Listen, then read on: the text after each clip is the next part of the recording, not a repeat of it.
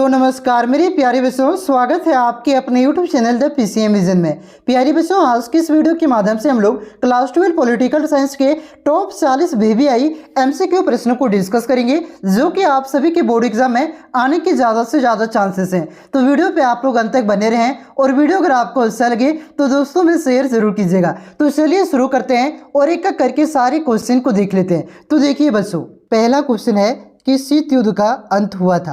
तो शीत युद्ध का अंत कब हुआ था? 1991 में, जब सोवियत संघ का विघटन होता है बच्चों, उसी समय क्या होता है? शीत युद्ध का अंत होता है। तो ऑप्शन नंबर डी इसका करेक्ट आंसर होगा। अगर शीत युद्ध की शुरुआत पूछे तो शीत युद्ध की शुरुआत कब हुआ था? 1945 में। आप लोग इसे भी ध्यान रखिएगा, ठीक है। चलिए आते हैं अगले क्वेश्चन की ओर। अगला क्वेश्चन है कि निम्नलिखित में से किस देश द्वारा नाटो का नेतृत्व किया गया था? तो नाटो की अगुवाई किसने किया था? संयुक्त राज्य अमेरिका ने किया था। ऑप्शन नंबर ए इसका करेक्ट आंसर होगा। यहाँ से एक प्रकार की और क्वेश्चन बोर्ड एग्जाम में पूछता है कि जो अमेरिका के द्वारा नाटो का नेतृत्व किया गया था, इसका विरोध किस देश के द्वारा किया गया था? तो किस देश के द्वारा किया गया था? फ्रांस के द्वारा इसका विरोध किया गया था। इसे भी आप लोग याद रखिएगा। चलिए आते हैं अगले क्वेश्चन की ओर। अगला क्वेश्चन है कि 1991 ईस्वी में सोवियत संघ के विघटन के उपरांत कौन सा देश महाशक्ति के रूप में उभरा? तो देखिए बच्चों, जब शीत युद्ध चल रहा था उस समय दो महाशक्तियां सामने उभर करके आई थी। पहला आपका था सोवियत संघ और दूसरा आपका था अमेरिका। 1991 में आपका क्या होता है? सोवियत संघ का विघटन हो जाता है और इसका अंत हो जाता है। उसके बाद जो आपका अमेरिका है, ये महाशक्ति के रूप में उभर कर सामने आता है। तो इस क्वेश्चन का आपका राइट आंसर क्या हो जाएगा? Option number C, America. उसके बाद देखिए अगला क्वेश्चन है आपका कि गुट निरपेक्ष देशों का प्रथम शिखर सम्मेलन कहाँ हुआ था? तो कहाँ पे हुआ था? बेलग्रेड में हुआ था। कहाँ पे? बेलग्रेड में प्रथम शिखर सम्मेलन हुआ था गुट निरपेक्ष नेताओं का। ऑप्शन नंबर डी इसका करेक्ट आंसर होगा। और कब हुआ था? तो 1961 में हुआ था, ठीक है। उसके बाद देखिए अगला क्वेश्चन है आपका कि बोल्शेविक क्रांति कब हुई? तो बोल्शेविक क्रांति आपका कब हुआ था?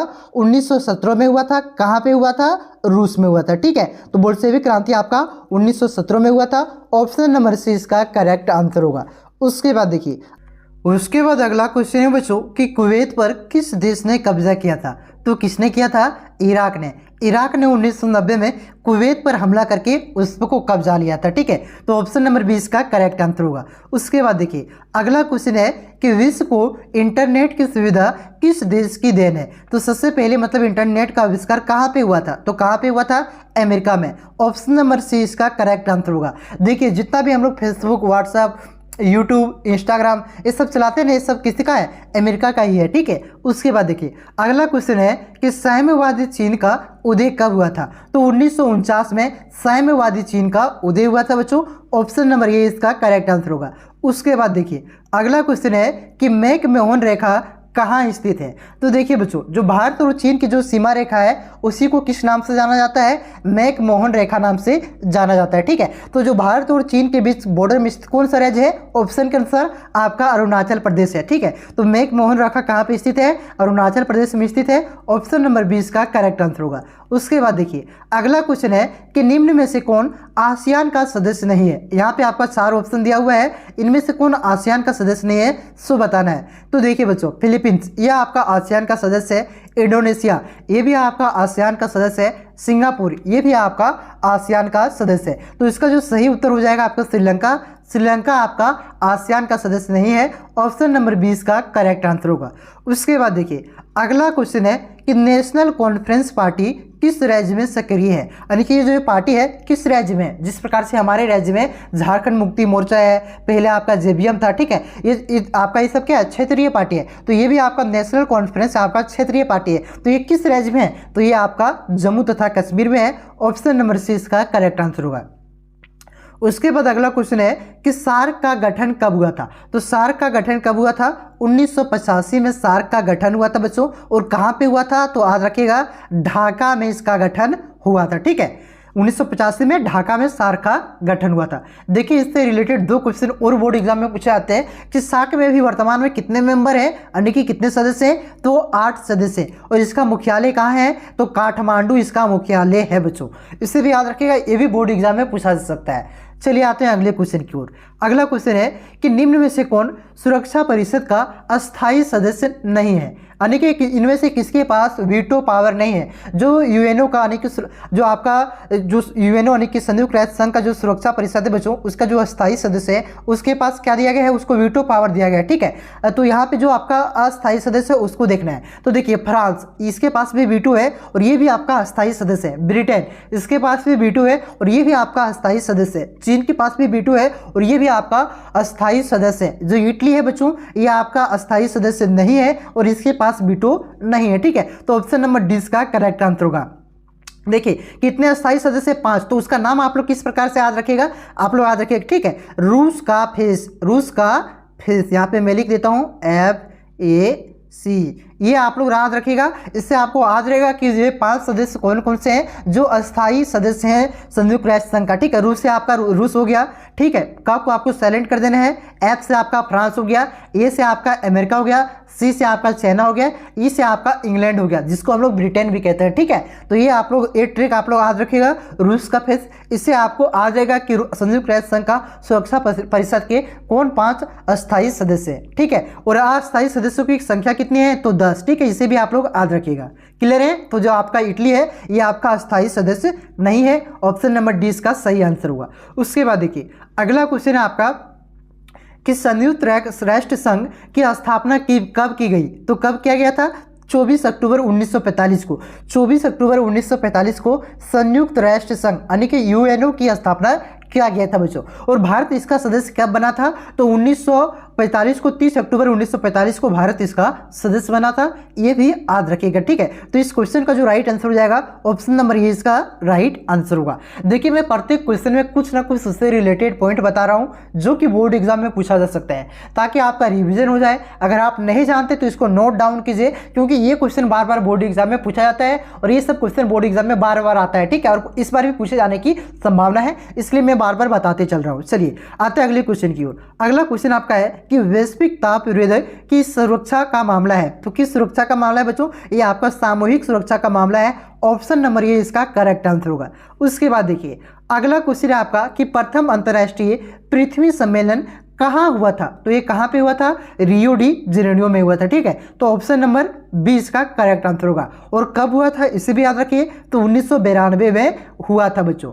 उसके बाद अगला क्वेश्चन है बच्चों कि बच्चों के अधिकार के लिए कौन सा अंतर्राष्ट्रीय संगठन है, यानी कि बच्चों के अधिकार का हनन ना हो इसको देखने के लिए कौन सा अंतर्राष्ट्रीय संगठन बनाया गया है, तो यूनिसेफ। यूनिसेफ का क्या काम है बच्चों कि कहीं बच्चे को तो सताया तो नहीं जा रहा है, बच्चे से बाल मजदूरी तो नहीं करवाई जा रही, और तो बच्चे की तस्करी तो नहीं की जा रही है, ये सब देखना किसका काम है, यूनिसेफ का काम है। ठीक है, तो ऑप्शन नंबर सी इसका करेक्ट आंसर होगा।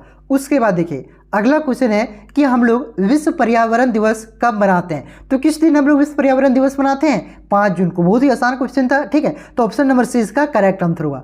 उसके बाद देखिए अगला क्वेश्चन है कि भारत में नई आर्थिक नीति की शुरुआत किस प्रधानमंत्री ने की थी, तो नई आर्थिक नीति की शुरुआत किस प्रधानमंत्री ने किया था, तो नरसिम्हा राव ने किया था। ऑप्शन नंबर बी इसका करेक्ट आंसर होगा। और कब किया था, तो 1991 में किया था। मतलब हमारी जो अर्थव्यवस्था थी उसे खोल दिया था। 1991 से पहले क्या था कि यहाँ पे दूसरे देश की कंपनी आकर के यहाँ पे फैक्ट्री नहीं लगा सकती है, अपने माल को नहीं बेच सकती है। अगर माल बेचेगी यहाँ ला करके तो उससे ज़्यादा टैक्स देना पड़ेगा। ठीक है, बाद में क्या हुआ, कम टैक्स कर दिया गया। यहाँ पे हमारी जो अर्थव्यवस्था थी दूसरे देशों की कंपनियों के लिए खोल दिया गया, वे भी यहाँ आकर के क्या कर सकते थे, फैक्ट्रियों को लगा सकते थे। ठीक है, इससे क्या कहा जाता है, एलपीजी कहा जाता है। एलपीजी का मतलब क्या हो, वो घर वाला गैस नहीं हुआ। ठीक है, इसका मतलब क्या हुआ, एल का मतलब हुआ लिबरलाइजेशन, पी का मतलब क्या हुआ, प्राइवेटाइजेशन, और जी का मतलब क्या हुआ, ग्लोबलाइजेशन। इसी को क्या कहते हैं, नई आर्थिक नीति कहा जाता है। ठीक है बच्चों, कब लाया गया था, 1991 में। कौन से प्रधानमंत्री के द्वारा लाया गया था, नरसिम्हा राव के द्वारा लाया गया था। और उस समय वित्त मंत्री कौन था, तो मनमोहन सिंह उस समय वित्त मंत्री था। ठीक है, इसे भी याद रखिएगा। चलिए, तो इस क्वेश्चन का right answer option number B हुआ, नरसिम्हा राव। ठीक है, उसके बाद देखिए अगला क्वेश्चन है कि भारत में लौह पुरुष के नाम से किसे जाना जाता है, तो लौह पुरुष के नाम से सरदार वल्लभ भाई पटेल को जाना जाता है बच्चों। ऑप्शन नंबर सी इसका करेक्ट आंसर होगा। इसे भारत का बिस्मार्क भी कहा जाता है। ठीक है, जो आप लोग बिस्मार्क के बारे में क्लास 10 में पढ़े होंगे ना, जर्मनी का एकीकरण, इटली का एकीकरण, ठीक है, जर्मनी के एकीकरण में पढ़े होंगे। तो वहाँ पे जो बिस्मार्क था ना, उन्होंने क्या किया था, जर्मनी को अनेक जो आपका अलग अलग भाग में बैठा हुआ था, बिखरा हुआ था, उसको एक किया था। ठीक उसी प्रकार से जब हमारा देश 1947 में आज़ाद हो रहा था, उस समय लगभग 560 रियासतों में हमारा देश बिखरा हुआ था। तो इसको एक करने का काम किसने किया था, सरदार वल्लभ भाई पटेल ने किया था। इस वजह से इसे भारत का बिस्मार्क भी कहा जाता है। ठीक है, तो इस क्वेश्चन का right answer option number C हो जाएगा। उसके बाद देखिए अगला क्वेश्चन है कि किस भाषा के आधार पर 1953 में आंध्र प्रदेश का गठन हुआ था। यानी कि भाषा के आधार पर पहला राज्य कौन बना था बच्चों, आंध्र प्रदेश। ठीक है, तो ये कौन सी भाषा के नाम पर गठन हुआ था, तो ये आपका था तेलुगु भाषा। ऑप्शन नंबर ए इसका करेक्ट आंसर होगा। उसके बाद देखिए अगला क्वेश्चन है कि भारत के पहले गृह मंत्री कौन थे। तो भारत का पहला गृह मंत्री कौन था, सरदार पटेल। जो सरदार वल्लभ भाई पटेल है, यही भारत के पहले गृह मंत्री थे और यही आपका भारत का पहला उप प्रधानमंत्री भी था। इसे भी आप लोग याद रखिएगा। तो इस क्वेश्चन का राइट आंसर क्या हो जाएगा, ऑप्शन नंबर सी इसका करेक्ट आंसर होगा। उसके बाद देखिए अगला क्वेश्चन है कि राज्य पुनर्गठन आयोग का गठन कब हुआ था। तो कब हुआ था, 1953 में इसका गठन हुआ था। ऑप्शन नंबर ये इसका करेक्ट आंसर होगा। उसके बाद नेक्स्ट क्वेश्चन है कि 1952 से 1967 तक भारत में किस राजनीतिक दल का प्रभुत्व था। मतलब 1952 से, जब 1952 में पहली बार आम चुनाव हुआ था, ठीक है, तो उसके बाद 1967 तक किस देश ने, मतलब किस राजनीतिक दल ने देश में सबसे अधिक बार, मतलब लगातार चुनाव जीता था। ठीक है, तो किसने जीता था बच्चों, कांग्रेस ने जीता था और इसी का प्रभुत्व, इसी को क्या कहा गया, 15 साल तक एक दलीय प्रभुत्व कहा गया। ठीक है, तो ऑप्शन नंबर बी इसका करेक्ट आंसर होगा।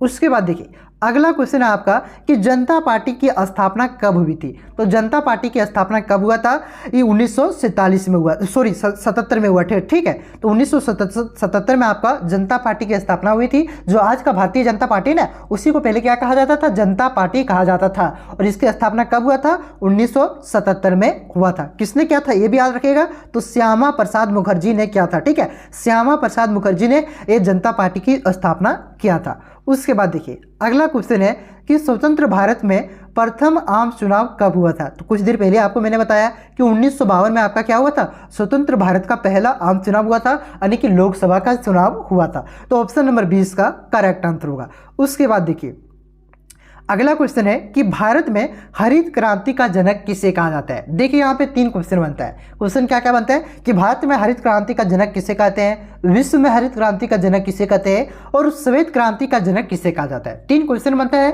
और तीनों क्वेश्चन काफी ज्यादा इंपॉर्टेंट, यानी कि VVI है। ये बार बार बोर्ड एग्जाम में पूछा जाता है। ठीक है, 3 में से एक आपके बोर्ड एग्जाम में फिक्स आएगा। तो देखिए भारत में हरित क्रांति का जनक किसे कहा जाता है, तो MS स्वामीनाथन को कहा जाता है। और विश्व में किसे कहा जाता है, तो नॉर्मन बोरलॉग को विश्व में हरित क्रांति का जनक कहा जाता है। ठीक है, अगर पूछे कि श्वेत क्रांति का जनक किसे कहा जाता है, तो वर्गीज कुरियन को श्वेत क्रांति का जनक कहा जाता है। क्लियर है, एक बार वो देखिए, भारत में हरित क्रांति का जनक पूछे तब क्या हो जाएगा, MS स्वामीनाथन। अगर विश्व में हरित क्रांति का जनक पूछे तब क्या हो जाएगा, नॉर्मन बोरलॉग। अगर आपको ये श्वेत क्रांति का जनक पूछे तब क्या हो जाएगा, वर्गीज कुरियन हो जाएगा। ठीक है, चलिए आते हैं अगले क्वेश्चन। तो इस क्वेश्चन का राइट आंसर ऑप्शन नंबर ये होगा। उसके बाद देखिए अगला क्वेश्चन है आपका कि द्वितीय पंचवर्षीय योजना का प्रारूप किसके द्वारा तैयार किया गया था। तो द्वितीय पंचवर्षीय योजना का जो प्रारूप है बच्चों, वो PC महालोबिनिस के द्वारा तैयार किया गया था। ऑप्शन नंबर 20 का करेक्ट आंसर होगा। और जो द्वितीय पंचवर्षीय योजना था बच्चों, ये कब से कब तक चला था, तो ये आपका 1956 से लेकर के 61 तक चला था। ठीक है, इसे भी आप लोग याद रखिएगा। चलिए आते हैं अगले क्वेश्चन की ओर। अगला क्वेश्चन है कि ताशकंद समझौता कब हुआ था। देखिए ये जो ताशकंद है आपका, ये उज्बेकिस्तान की राजधानी है। ठीक है, और ये समझौता आपका कब हुआ था, 1966 ईस्वी में हुआ था। ऑप्शन नंबर डी इसका करेक्ट आंसर होगा। और किसके किसके बीच हुआ था बच्चों, तो भारत और पाक के बीच यह समझौता हुआ था। कहाँ पे हुआ था, उज्बेकिस्तान की राजधानी ताशकंद में हुआ था। और कब हुआ था, 1966 में हुआ था। तो ये भी क्वेश्चन पूछता है कि आपका जो ताशकंद का समझौता है किसके किसके बीच हुआ था, तो ये भी याद रखिएगा, भारत और पाकिस्तान के बीच। ठीक है, उसके बाद देखिए अगला क्वेश्चन है कि 1962 में भारत का किस पड़ोसी देश के साथ युद्ध हुआ था। तो किसके साथ युद्ध हुआ था, चीन के साथ युद्ध हुआ था, जिसमें भारत हार गया था। ठीक है, तो किसके साथ हुआ था, चीन के साथ 1962 में युद्ध हुआ था। ऑप्शन नंबर 20 का करेक्ट आंसर होगा। उसके बाद देखिए अगला क्वेश्चन है कि 1971 के आम चुनाव में इंदिरा गांधी ने कौन सा नारा दिया था। तो इन्होंने कौन सा नारा दिया था, गरीबी हटाओ का नारा दिया था। ऑप्शन नंबर 20 का करेक्ट आंसर होगा। उसके बाद नेक्स्ट क्वेश्चन है कि संपूर्ण क्रांति का नारा किसने दिया था? तो संपूर्ण क्रांति का नारा किसने दिया था? ये जयप्रकाश नारायण ने दिया था। ऑप्शन नंबर डी इसका करेक्ट आंसर होगा। उसके बाद देखिए अगला क्वेश्चन है कि आपातकाल के दौरान कौन सा संविधान संशोधन पारित किया गया था? तो कौन सा संविधान संशोधन पारित किया गया था जब 1975 में आपका आपातकाल लगाया गया था इंदिरा गांधी के द्वारा? तब तो 42वां संविधान संशोधन पारित किया गया था। इसे मिनी संविधान भी कहा जाता है। ठीक है, याद रखिएगा, ये भी बोर्ड एग्जाम में पूछा जाता है कि कौन सी संविधान संशोधन को मिनी संविधान यानी कि लघु संविधान भी कहा जाता है। तो 42वां संविधान संशोधन को लघु संविधान भी कहा जाता है। ठीक है, देखिए इसी संविधान संशोधन से प्रस्तावना में जो आपका वर्ड है समाजवादी, पंथ निरपेक्ष, अखंडता, उसी संविधान संशोधन से जोड़ा गया था। ऑप्शन नंबर डी इसका करेक्ट आंसर होगा। चलिए आते हैं अगले क्वेश्चन की ओर कि बोडोलैंड स्वशासी परिषद किस राज्य में स्थित है? तो ये बोडोलैंड स्वशासी परिषद किस राज्य में स्थित है? तो ये आपका असम में स्थित है। ऑप्शन नंबर ये इसका करेक्ट आंसर होगा। उसके बाद नेक्स्ट क्वेश्चन है कि पूर्वोत्तर भारत के 7 बहनों में कौन सा यहाँ पे राज्य होगा? ठीक है, राजस्थान नहीं, यहाँ पे राज्य होगा। ठीक है, कौन सा राज्य नहीं है? यानी कि पूर्वोत्तर भारत के 7 बहनें कहा जाता है। तो कौन कौन से राज्य को कहा जाता है? असम, अरुणाचल प्रदेश, मेघालय, मणिपुर, मिजोरम, त्रिपुरा, नागालैंड। ये जो 7 राज्य मैंने आप सभी को बताया बच्चों, ये 7 राज्य को क्या कहा जाता है? ये पूर्वोत्तर भारत का 7 सिस्टर कहा जाता है। ठीक है, फिर से एक बार सुनिए आप लोग ध्यान से।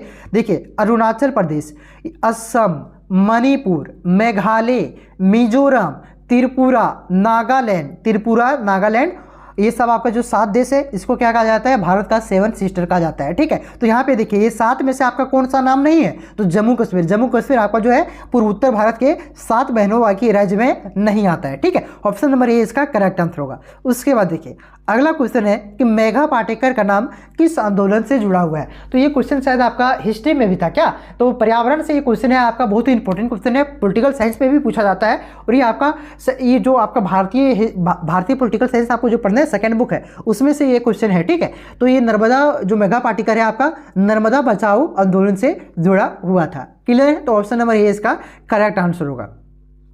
उसके बाद अगला क्वेश्चन है कि चिपको आंदोलन की शुरुआत किस राज्य में हुआ था? यानी कि इस चिपको आंदोलन में क्या किया जाता था? पेड़ कटाई हो रही थी तो क्या करते थे लोग? पेड़ में जाकर के चिपक जाते थे। तो ये जो आंदोलन था वो किस राज्य में हुआ था? आपका उत्तराखंड में हुआ था। ऑप्शन नंबर ये इसका करेक्ट आंसर होगा। उसके बाद देखिए अगला क्वेश्चन है कि किस प्रधानमंत्री ने 1991 में पूर्व की ओर देखो कि नीति का आरंभ किया था? तो किस प्रधानमंत्री ने किया था बच्चों? तो ये नरसिम्हा राव ने किया था। ऑप्शन नंबर 20 का करेक्ट आंसर होगा। उसके बाद देखिए अगला क्वेश्चन है कि भारत के प्रथम गैर कांग्रेसी प्रधानमंत्री कौन थे? यानी कि पहली बार कौन प्रधानमंत्री बने थे जो कांग्रेस पार्टी से नहीं थे? तो वो कौन थे बच्चों? मोरारजी देसाई प्रथम गैर कांग्रेसी प्रधानमंत्री थे। ऑप्शन नंबर ये इसका करेक्ट आंसर होगा। उसके बाद अगला क्वेश्चन है और ये क्वेश्चन आपका पिछला साल भी पूछा गया था। ठीक है, पिछला जो साल जो आपका टर्म 1 का एग्जाम हुआ था ना, ऑब्जेक्टिव क्वेश्चन 40 उसमें भी आया था, तो उसमें भी ये क्वेश्चन पूछा गया था। ठीक है, क्वेश्चन है कि किस भारतीय राजनीतिक दल को क्षत्रिय संगठन के रूप में जाना जाता है? तो किसको जाना जाता है? कांग्रेस पार्टी को।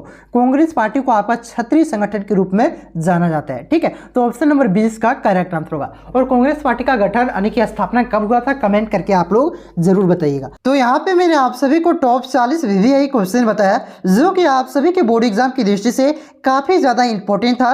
अगर आपको वीडियो अच्छा लगा हो तो वीडियो को लाइक करें और वीडियो को दोस्तों में ज्यादा से ज्यादा शेयर जरूर करें। साथ ही साथ चैनल पे पहली बार आए तो चैनल को सब्सक्राइब जरूर करें। अभी से कुछ देर के बाद आपका प्रीवियस ईयर क्वेश्चन को अपलोड कर दिया जाएगा जो कि आपका 2012 से लेकर के 2020 तक जितना भी ऑब्जेक्टिव क्वेश्चन पूछा गया था वे सारे क्वेश्चन का सोल्यूशन मैं आप सभी को बताऊंगा। ठीक है, तो चैनल पे नए हैं तो चैनल को सब्सक्राइब जरूर कीजिएगा। साथ ही साथ अभी और भी आपका ऑब्जेक्टिव क्वेश्चन और सब्जेक्टिव क्वेश्चन दोनों टाइप के क्वेश्चन को अपलोड किया जाएगा, उसे भी आप लोग जरूर देखिएगा। तो चलिए मिलते हैं नेक्स्ट वीडियो में, तब तक के लिए जय हिंद, जय भारत, जोहार झारखंड।